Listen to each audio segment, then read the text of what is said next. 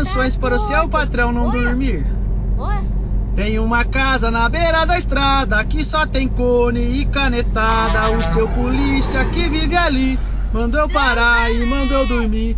Mandou eu parar no acostamento, pediu o tacógrafo e os documentos. Ele olhou e falou assim: tu tá com pressa, tá sem dormir. Eu tô com pressa, vim do Ceasa e a minha carga tá atrasada.